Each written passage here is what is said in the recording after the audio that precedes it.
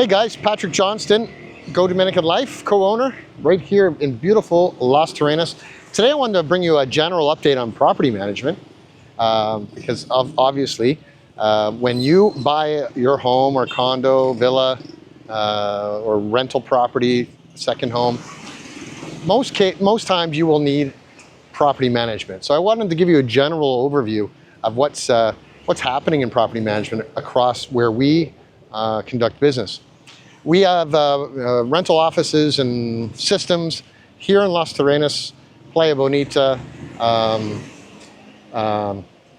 Barbacoa, Portillo, all based here in Las Terrenas, Cosón, and also at our base in Sosúa, Cabarete, where we cover Sosúa, Cabarete, and some parts of Puerto Plata.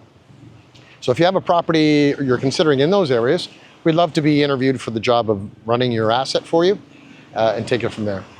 Currently, we have a little more than 50 properties in our system, villas, condos, type of thing. And I wanted to talk to you about sort of the advantages and what you should look for as you start your journey. People sometimes ask me, what is the best producing revenue source for an asset? And by far, anything that's a villa with a private pool is always the best. Always will have the highest occupancy, the best rates, and will deliver you the revenue. The second thing you want to consider in that is the number of bedrooms. Anywhere between 3 and 10 bedrooms. We don't have a 10 bedroom, but we have a 6 and 5 bedroom villas. They rent very, very well because you can have your immediate family, couples traveling together, or extended family with grandparents, etc. So that is the highest producing asset. It doesn't mean that a condo with a typical shared pool doesn't rent. It certainly does, but generally speaking, your highest producing revenue and occupancy will be in a villa. That said, most people that are looking for an ROI on any real estate here, you're generally going to find anywhere between 8 and 11% ROI, return on investment, after management fees, etc. That does not include your form of financing, but it really looks at it if you bought the property with all real money and you don't have debt on the property, you can expect a return of that nature. But the market is always the market. I always complain too about September. And for those of you that are, we're now in mid-October, October 16th now, Thursday. And all of us in the real estate business and us as owners of real estate that we manage or that you own, we will always complain about the month of September because that's when the kids go back to school globally, generally speaking. People aren't taking vacation in volume time, they're just not. So the occupancy rate and the rates themselves in September are the best value that money can buy for anybody that wishes to travel. It also becomes, the worst month by way of occupancy and rate for you as the owner. But there's ways to mediate that. There's ways to plan for that, and there's ways to gain from that. For me, in one of our other videos, I showed you what renovations we're doing in the hotel that I own. We do those in September and October because we can work within vacancy to create a better product for the high season, which starts early November through the end of May. So the real months that are tough for management, hands down, is September. But number 2 can be between May 15 and June 15 before kids get out of school for the summer season, which is your second highest market than the winter market. Summer market here, June 15 to the end of August, there's a Dominican market and international market. Argentina, Chile, Colombia, Peru, all come north to have their winter vacation in their marketplace, including Argentina. One of the highest growing markets by way of percentage of increase of passengers to the Dominican Republic this year has been Argentina, because there's direct capacity with Aerojet from Buenos Aires and a couple of other cities in Brazil and Argentina to the country. So that's something to keep in mind. So the marketing of your asset is where we become the captain of your ship. First of all, you have to be on all the platforms. You have to be on Airbnb, of course, naturally. That's the grandfather of revenue. VRBO, Expedia, Booking.com. But there's a whole bunch of other smaller sites that add up incremental room nights beyond what those main core distribution system setup is. So if you can get 2 or 3 nights a month from a half a dozen smaller sites beyond what like 80% would be Airbnb, you can really make yourself look great. One of the new sites that we are on or becoming involved with right now as we speak is Marriott Homes and Gardens. It's a very difficult process to be a qualified supplier. You have to have liability insurance, you have to be an organization, you have to have a number of assets or villas under management of a minimum quality in order to even get on that site. And you can't have just like a studio apartment on there. Marriott Homes and Gardens are things that are like 4-star to 5-star villas and that type of thing. So a selection of our properties will be able to qualify for that. And between our management team, Peter and Rosa and I, we'll let you know when and if your property qualifies for that, so that you can really see sort of the niche market that can create. Another thing I wanted to mention, in the summer, July or June, in the market of Sosúa, there was, let's call it a change of leadership by way of the government and a crackdown or change. They want to go, of course, more on the families and couples vacations, which you have everywhere in this country, right? Punta Cana, Sosúa, Cabarete, here in Las Terrenas. But in the market of Sosúa, there was a sub-market of a small market, which were single men or single women coming down for basically to find a partner for the day or the night or the week. You know what I mean, without saying the word. And so what happened there in the month of July or in August was a general sweep to really enforce that market goes away. And it either goes away from the public eye or it goes away to somewhere else. I don't think you ever eliminate that as a potential market, because you know what? It's been around for 100 billion years and it's not going to change. But Sosúa specifically had such it was in your face so much. You'd walk down the street and, you know, and like they're handing out flyers of looking for business, if you will. So that market has changed. And you may have seen a ton of videos by influencers or just people that want to shoot their mouth off that, oh my God, the Sosúa market's going to fall, blah, blah, blah. No, it's not. No, it's not. If that market represented 2 to 10%, okay, there's a bit of a change. But for us as a company, hotels, restaurants, and golf courses and car rentals and other things, they weren't all dealing in that marketplace. We did not promote to that market, meaning that type of clientele that would be a renter, or the business people we didn't attract. And some people, either management companies or owners, really went after that market to make it 90% of their business on that 10% of whatever that market could have been.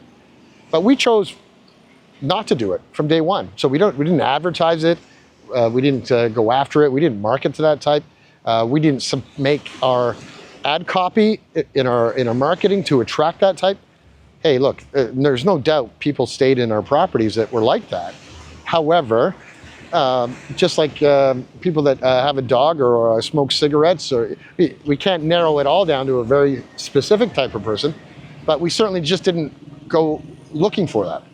And that helped us, because what the government did is that they literally worked with the booking engines, Airbnb, etc., and they said basically anybody that mentioned the word sex or rock and roll or good times, you know, that type of marketplace, if you were a management company and they found listings that tailored to that type of marketplace, they literally shut your account down and banned you for life.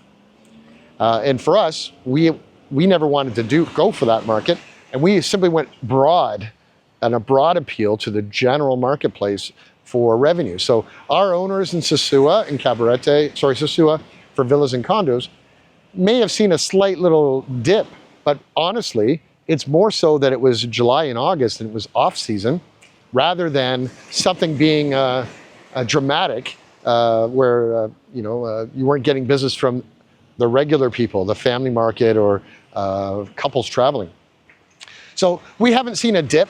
That is unusual. We saw a dip in September, which is usual, which I've just covered and talked to you about.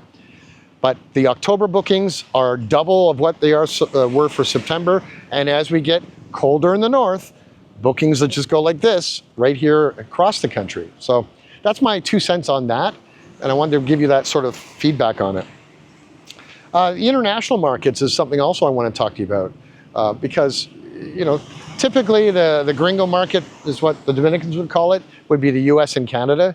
The US is a dominant player of passengers to the country, the number one by far, like 80% of all traffic into this country is from the States. Second highest market is Canada, that's natural. 2 large populations within 2 hours to 4.5 hours of any airport in the DR. Can't beat that, it's a natural market. But the emerging markets, which I talked about slightly earlier, is that the government is trying to find and source the markets that appear in off seasons, which May to November is a perfect market to try to fill that in with South America, because it's winter in Argentina we're just coming out, it's springtime now in Argentina. They came out of winter, which is the summer months. So if we can, as a management company, and for you as an owner, we tailor and change our marketing and our marketing dollars in those seasons to be on focusing on that South American market to try to bring more that's not naturally appearing in our marketplace like the US and Canada. So keep that in mind, because whoever you are working with as a management company, if you don't choose us, you want to make sure that which platforms they're on, which markets they actually spend money to attract visitors from, and then how they service them with multiple languages. It's very, very important. Here's another thing, adjusting portfolios. I did a video that you would have saw just before or after this video, where even with me, with my own hotel, I'm upgrading from standard hotel rooms to suites, 1 and 2 bedroom suites, rather than a hotel room with 1 bed, because I want to attract a larger market that is naturally looking for that type of product, rather than just a 1-night stay. Something that could be a 2 or 4-night stay, etc., that will help us and help you generate more revenue. So if you're in a stage of life that you started with maybe a 1-bedroom or a studio accommodation, you may want to consider upgrading. And this is the time of year that you do that, where you can sell that asset and then buy a 2-bedroom condo, or sell that 2-bedroom condo and buy a 2-bedroom or 3-bedroom villa. Never be afraid to upgrade your portfolio to achieve better results. And as a company, of course, we have the sales division, we have operations, along with property management, so we can help you work through that process.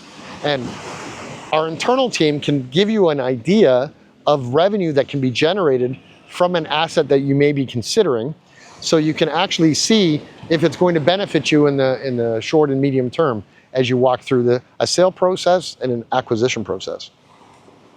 So what I've said always from the beginning of time with property management, it's all about systems, marketing, quality, the asset location, and the services that a management company can bring to you to give 24-hour access for property maintenance, VIP services, concierge services, extra towels, and all the other things that happen.